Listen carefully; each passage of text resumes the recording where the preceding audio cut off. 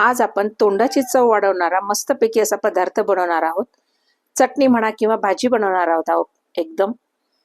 कधी कधी भाज्या त्याच भाज्या खायचा कंटाळा आलेला असला किंवा तोंडाला अजिबात चव नसली की मग नंतर आपण ही भाजी करायची आहे. ही भाजी म्हणजे याला आम्ही सुकट झिंगे म्हणतो किंवा सुकट म्हणतो किंवा याला कोणी सुखा जावळा देखील म्हणतात.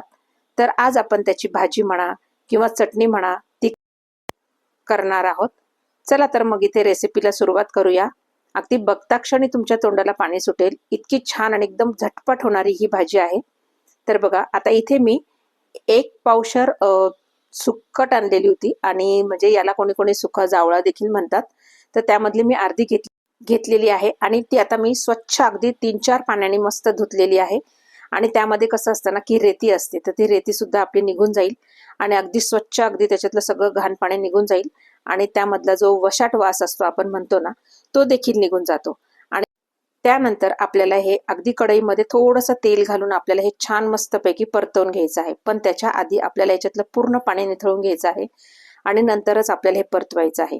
असं परतवलं ना की त्याची चव सुद्धा वाढते आणि आपल्याला खूप छान लागतं. आता यामध्ये मी थोडंसं मीठ घालून घेणार आहे, थोडी हळद देखील घालून घेणार आहे, पाहू शकता तुम्ही.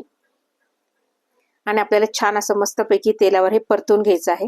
म्हणजे याचा जो वास आहे ना वशाट वास म्हणतो तो देखील निघून जाते आणि असे परतलं ना की भाजीला किंवा चटणीला खूप सुंदर अशी चव येते. तर पहा आता हे छान अगदी मस्त आपल्याला भाजून घ्यायचं आहे. आता हे मला भाजताना 5 ते 7 मिनिटं तरी लागलेलं आहे, पाहू शकता तुम्ही. आणि एकदम छान असं मस्त खमंग भाजून घ्यायचं आहे म्हणजे आपल्या चटणीला म्हणा भाजीला म्हणा अशी छान टेस्ट येते. तर ही मी थोडी पातळच करणार आहे कारण आपण ही भाकरी बरोबर खाऊ शकतो, त्याच्यानंतर साधी पोळी बरोबर खाऊ शकतो, चपाती बरोबर खाऊ शकतो.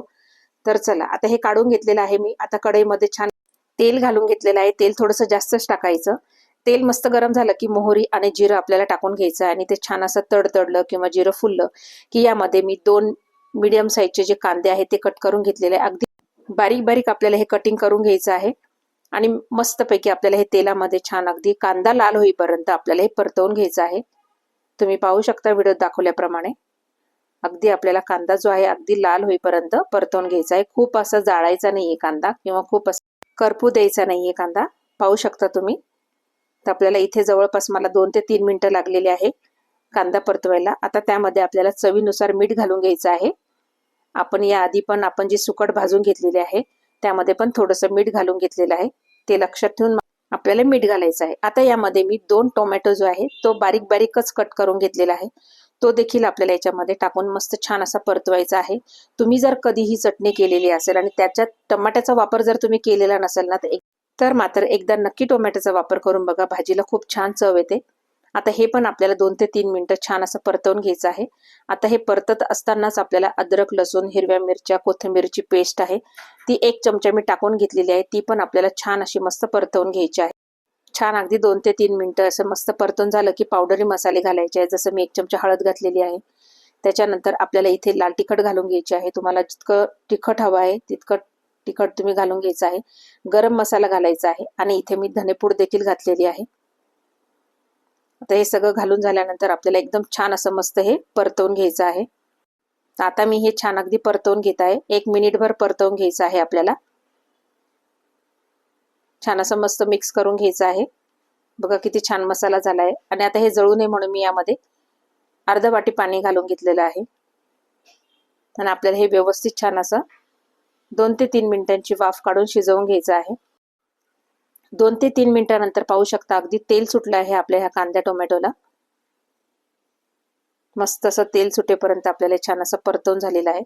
आता आपण ही जी सुकट आहे ही जी परतवून ठेवलेली आहे ना ही यामध्ये घालून घ्यायची आहे पूर्ण आणि ती पण यामध्ये छान असं मस्त मिक्स करून घ्यायची आहे. बघा एकदम मस्त अगदी पाहूनच तोंडाला पाणी सुटल. म्हणजे नेहमी नेहमी त्याच भाज्या किंवा तेच खाऊन कंटाळा आला असेल ना तुम्ही साईड डिश म्हणून सुद्धा वापरू शकतात. अगदी तोंडाला चवच येते. तुम्हाला इथपर्यंत जर माझा व्हिडिओ पाहिला असेल आवडला असेल तर एक लाईक नक्की करा आणि नवीन असाल तर सबस्क्राईब करायला मात्र विसरू नका. आता यामध्ये मी पुन्हा पाणी घालून घेणार आहे.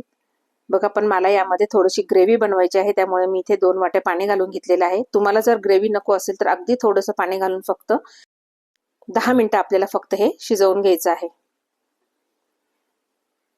तर बघा आता मी यावर झाकून 10 मिनिटं फक्त शिजवून घेणार आहे. बघा 10 मिनिटानंतर तुम्ही पाहू शकता आपली भाजी एकदम छान मस्त अशी रेडी झालेली आहे. आणि आपण आधी ही सुकट जी आहे ती छान मस्त तेलात हळद मीठ लावून परतवली घेतलेली आहे. त्याच्यामुळे आपल्याला ही भाजी शिजायला अजिबात वेळ लागत नाही. बघा 10 ते 15 मिनिटानंतर आपली ही भाजी एकदम रेडी आहे. तर एकदा नक्की करून बघा. आता यावर कोथिंबीर घालून घ्यायची आहे आणि गरमागरम सर्व करायची आहे. तर तुम्ही ही अगदी नुसत्या वाफळत्या भाताबरोबर, चपातीबरोबर, भाकरीबरोबर देखील तुम्ही खाऊ शकता. बघा अगदी सुंदर कलर पण आलेला आहे आणि गरमागरम आपली ही सुकटची भाजी तयार आहे.